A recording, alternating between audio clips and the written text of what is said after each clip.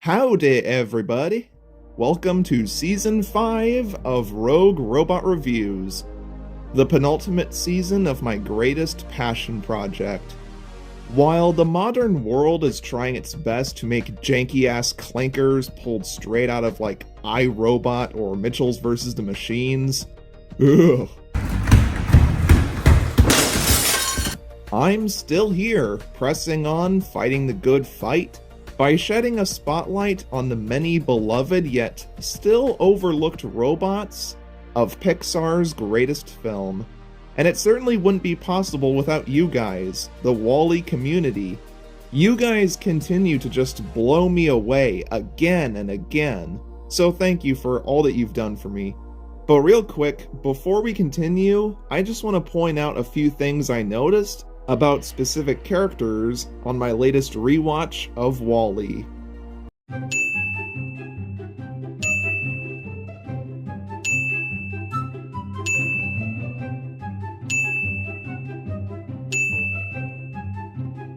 Okay, I think that's everything.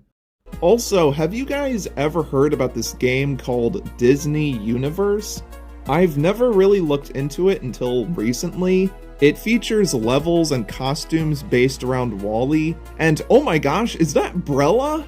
Is that robot in the background doing the iconic pincher tray slapping move? Is that 947? Holy crap, nobody told me about this!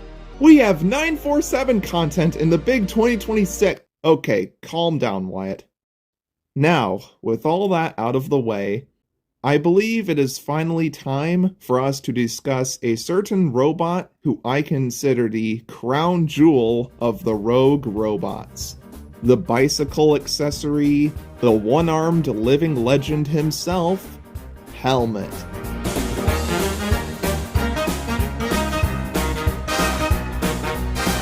Now, I'm sure many of you are just as head over heels about this guy as I am, but I think it's important to remind you all that this isn't the first time I've talked about Helmet.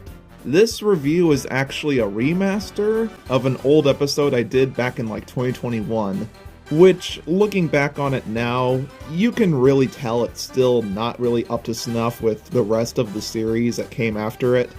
My video on Helmet was a step up from the previous 3, because I actually started using clips and not just screenshots from the movie, making it more in line with what was to come, but tragically it still suffered from a lot of the same problems that plagued those early episodes. That, and considering the fact that Helmet is actually one of my favorite Rogue robots of all time, I think it's pretty safe to say that he deserves better representation than this, come on. These characters really have a special place in my heart, to the point where I cherish and think about them like every day, so I want nothing but the best for them. And therefore, let's ride along and figure out what makes Helmet so special. Helmet is a robot with a body shaped like a helmet. Should be pretty obvious just from looking at him. He's a maintenance bot, built by and large to perform some sort of job aboard the gigantic starliner, the Axiom. Now, what kind of work did they exactly do? Well, I'm not too sure just yet. Let's take a look at his design first, in order to get any clues revolving around that. Helmet has a proportionally large, lightly colored, and smoothly curved head, with a specific dome shape that's very reminiscent of like a bicycle helmet, hence the character's name. This is the most iconic element of the character, as it's completely one of a kind. No other robot in WALL-E looks exactly like this. He's so shiny too, perfectly polished. You can easily see your own reflection if you look into his forehead.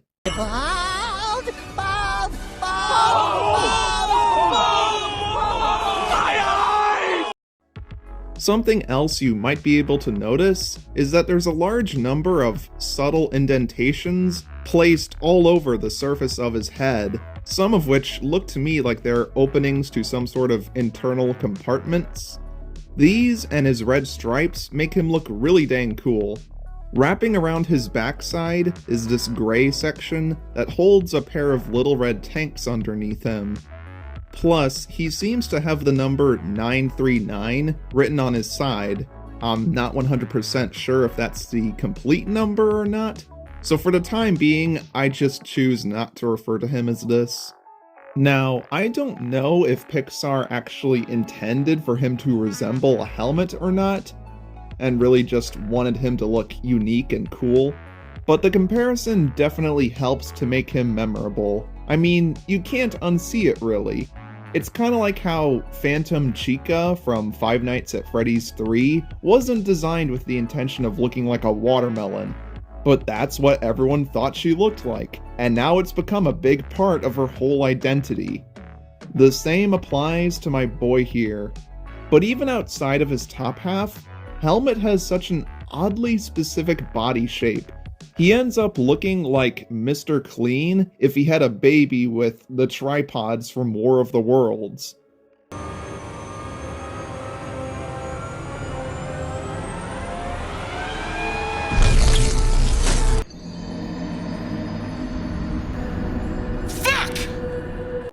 While Helmet's upper body is very curvy, elegant, and glamorous, his lower body is more boxy, industrial, and mechanical, which actually is a good description for how the WALL-E robots are externally versus internally.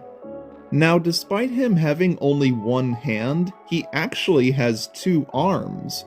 They're just very small and branched together like those of Moe's, thanks to this wide box that connects them together, with a bunch of vents and bars placed all over it.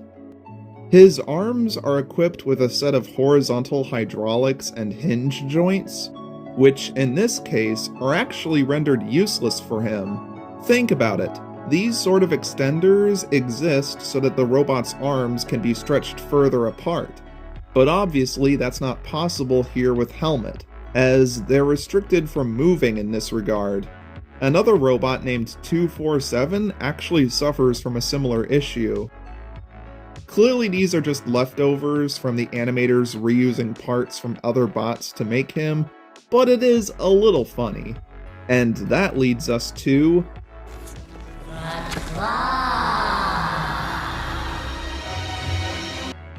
which appears to be reused from 75 and a few other characters, though the box holding it is completely exclusive to him.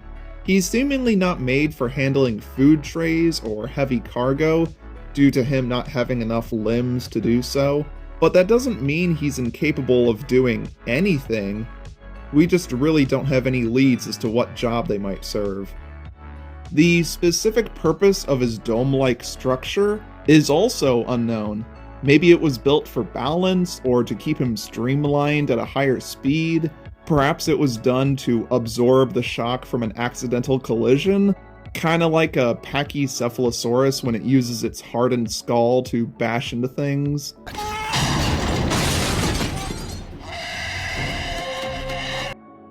Again, there's no real solid explanation for it. Likely it was done just to make him look cool, and yeah, they definitely succeeded in that regard.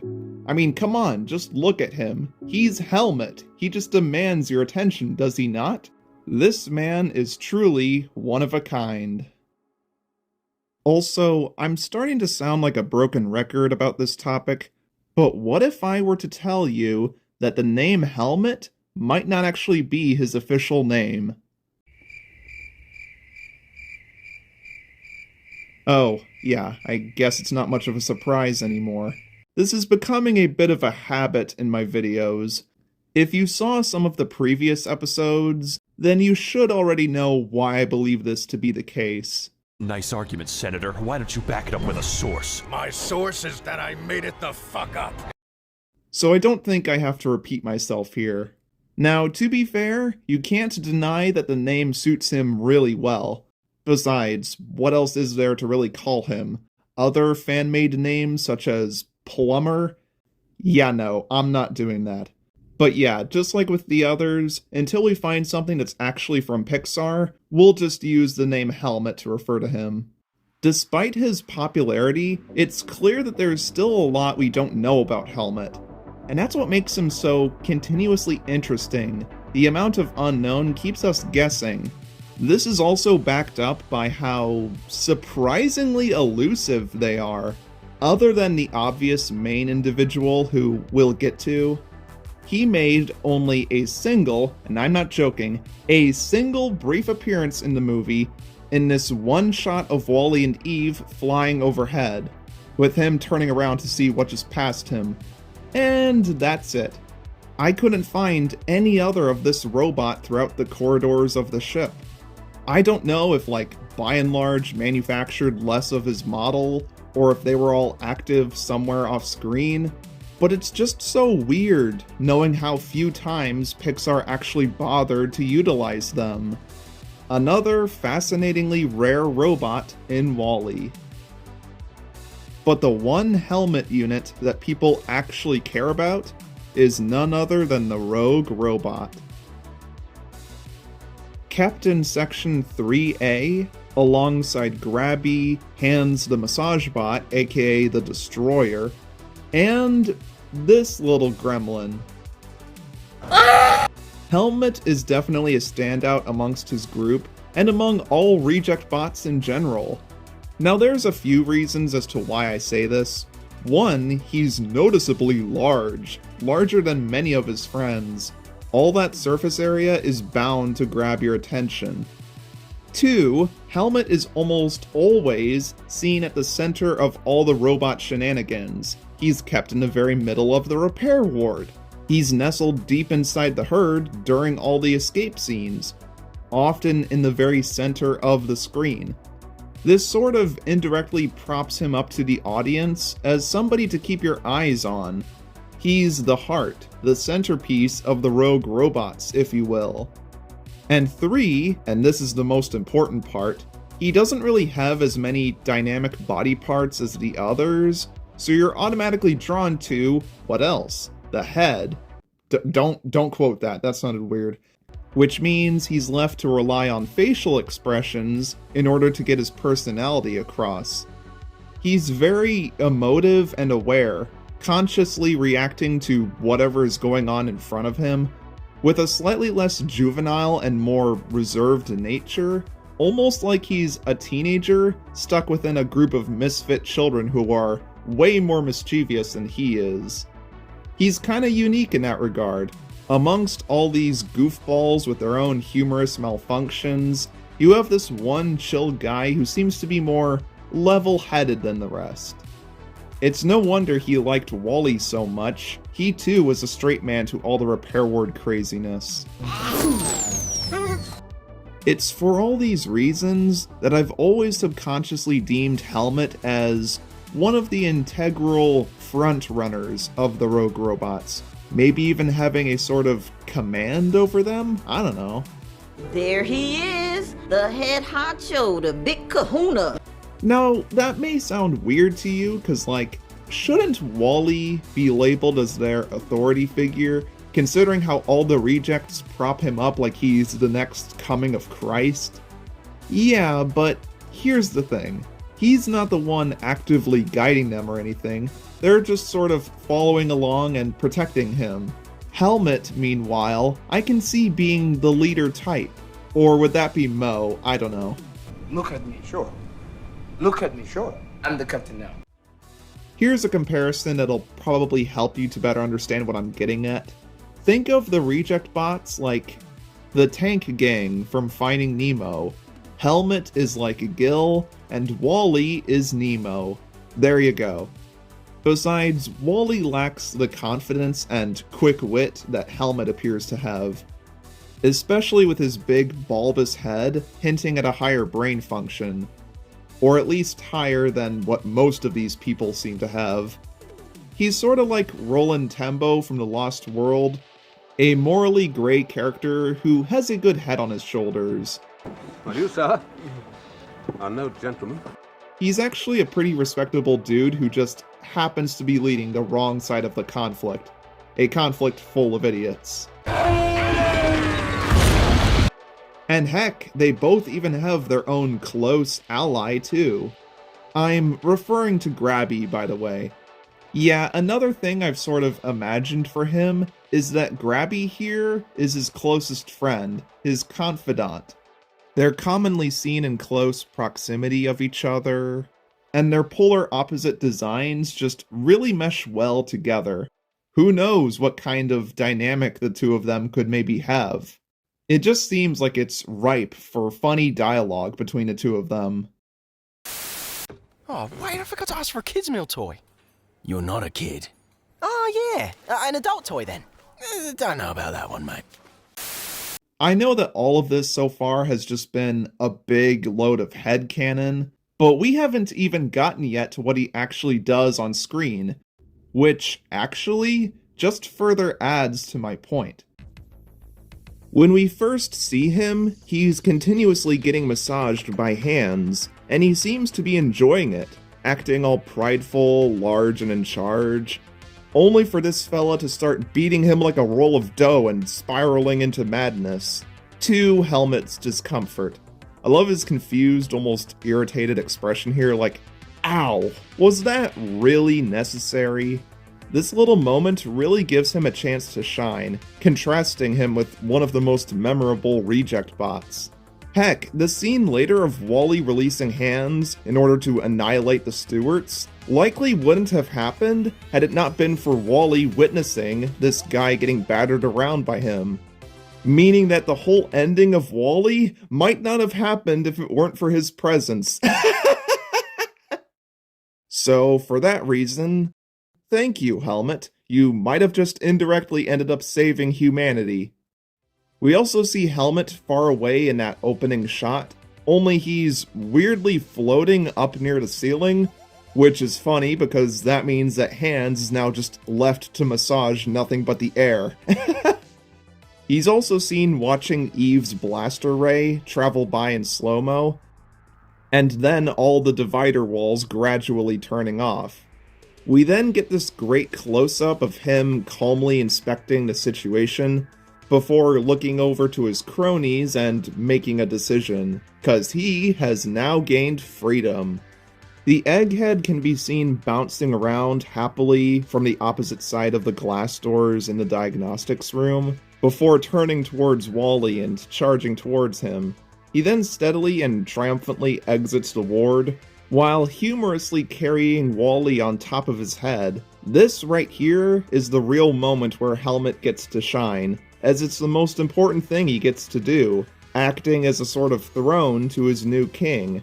But he's not doing it unwillingly like he's a slave or servant or something. He's more so propping him up out of honor. He respects Wally, proudly holding him like a fisherman with his greatest catch, or like the MVP in a football game, getting praised by his teammates. We only see him doing it in like a couple shots, but the image of it is so striking that it's hard to separate it from the Helmet character. He then leads the mob of robots down the hallways of the ship, as helpless little Wally is seen getting tossed around on top of him, all while he's still carrying Eve's blaster. Wally still seems very confused as to why all the robots suddenly love him so much. Due to Helmet's slick, rounded body shape, when everyone violently jolts to a stop due to the Stewarts in front of them, Wally can't help but slip off, falling to the ground like a cardboard box. Now, and this is a total side tangent, I just wanted to address this. There seems to be some confusion online as to why the reject bots didn't bother to help or protect Wally here, and whether or not they actually singled him out, like they're a bunch of snitches. He did it! I understand why you might interpret the scene that way, but really, all that's going on here is that they're all too nervous from the confrontation, and so they're putting their faith in Wally, hoping he'll do something about it. I mean, he does still have a gun on him after all. which also explains why they don't just run the other way and abandon him as soon as they can.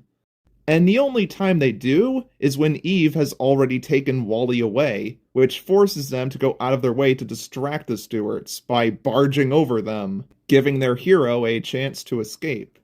That's actually kind of commendable of them, and it's a sign that the Rogue Robot crew feel more like a family unit and less like a bunch of random people who don't care about each other and only have a one-track mind of escaping. Unlike, for instance, the convicts in Zootopia 2. As if them sticking together when they escaped the ward wasn't already an indicator of that. Anyways, what were we actually talking about again? Oh yeah, Helmet. Let's get back to talking about him. During all of this, Helmet carefully stands back, reacting to everything going on in front of him, while remaining at the center of the crowd, with Grabby and several others adjoining him. Eventually, he makes a run for it, with the Stewarts hot on his tail. Being at the very back now, he's taking a big risk being so close to the security bots, letting some of the others get the chance to run away first. What an absolute legend. Again, try convincing me that this dude doesn't give off leader vibes. But alas, this is the final time we get to see him doing anything, with nothing else besides his widely spread mugshot remaining as a sign of his existence. Again, as I've said with a few other robots, he very likely met up with the main cast after the events of the film. I mean, what reason would he have to not do that? It's not like he was shot off screen elsewhere or whatever. We just didn't see it happen because it wasn't an essential plot beat for the movie. Every time Helmet appeared, it kind of felt like an honor. He's like someone who deserves my attention and respect. He's like the principal, you know? He's not the most prominently featured robot, but given all that he did with his limited screen time, he really sticks in our mind. And I really would have loved to have seen more done with him. Like, whenever I think about him, the first thing that my brain imagines him doing is smashing and crashing into walls and obstacles with that big, blunt head of his, acting like a battering ram. But I don't want to use my hand! Ow! Now imagine if he did that to, like, the Stewarts or something during the climax. That sounds awesome! And it's just a good use of his anatomy, too. He is shaped like a hard hat, after all.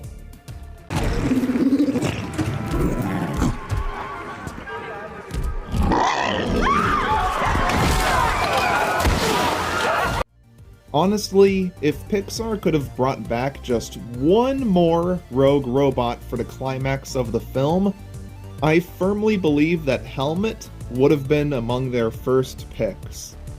But sadly, that didn't happen. Hello, you've reached the house of unrecognized talent. But now, going into the secondary content that features Helmet, the Wall-E manga, of all things, actually did use him like I wanted, just not in the form you might expect. The artists seem to have taken some creative liberties by hybridizing the designs of him and Serve the tennis spot into one. While that may seem off-putting at first, I'm just truly delighted to see him, or rather, them, get represented in media like this, fighting the Stewarts, and heck, even helping to clean up the Earth at the end. Truly great stuff. Moving into more canonical media, a total of 3, yes, 3 of them were included in the background of the short film Bernie. 1, 2, 3. That's right, there were more of Helmet that appeared in the short film than there were in the actual movie. My brain hurts. We can find his full body image on the Mega Chart in the RoboKit video, and while it is pretty easy to see him and all his details and stuff, of course, say it with me now, This is our only time we get to ever see it. His concept art shows us that he pretty much has maintained the same design ever since his inception, only with a few extra stripes on him, which kinda makes him look like Darth Maul or something.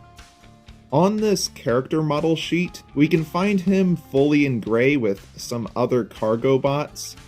In the famous previs shot, we can more easily see him carrying Wally while twirling his claw around, which is fun. In the Wally-themed Khan Academy lesson, where you get to make your own robot with a bunch of parts, there's this headpiece that looks rather similar to Helmet. And finally, he gets to cameo in the Lots of Bots book a good number of times, including on the cover art. That's pretty cool! Honestly, I just really wish that he could have been in the Build-A-Bot game. Or even better, I wish he had a robot file based around him. That way we could have learned more about his background. In conclusion, we need even more love given to our boy Helmet.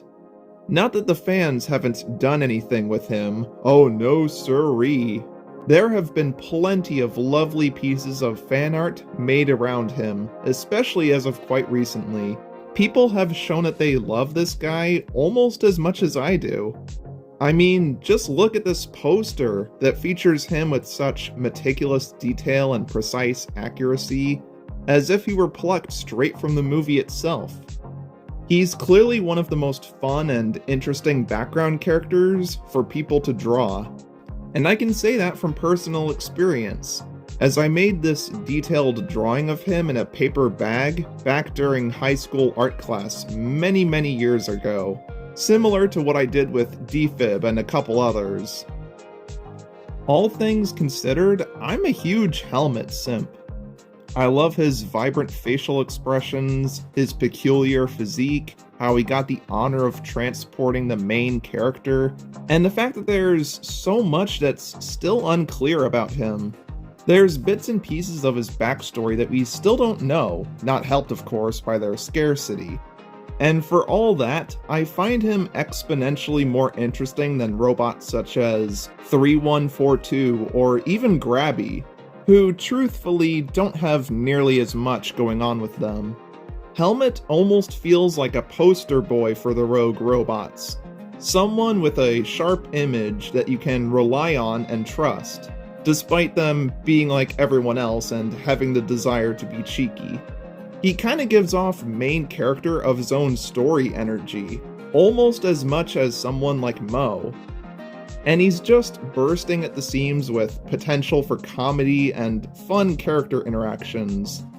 Also, I'm not sure how many of you will even be able to recollect this, but back when I made that embarrassing, outdated ranking of all the rogue robots, and Bernie and Supplier for some reason, Helmet actually came in at the #1 spot. That's right, it wasn't Mo, it was him. He was #1! Honestly, I think that's pretty fair, even though it wasn't meant to last that way, as Mo would turn out to have much more longevity, and relates pretty well to my own personality, hence why he is the mascot of the channel right now, instead of him. God, what a fascinating alternate reality that could have been.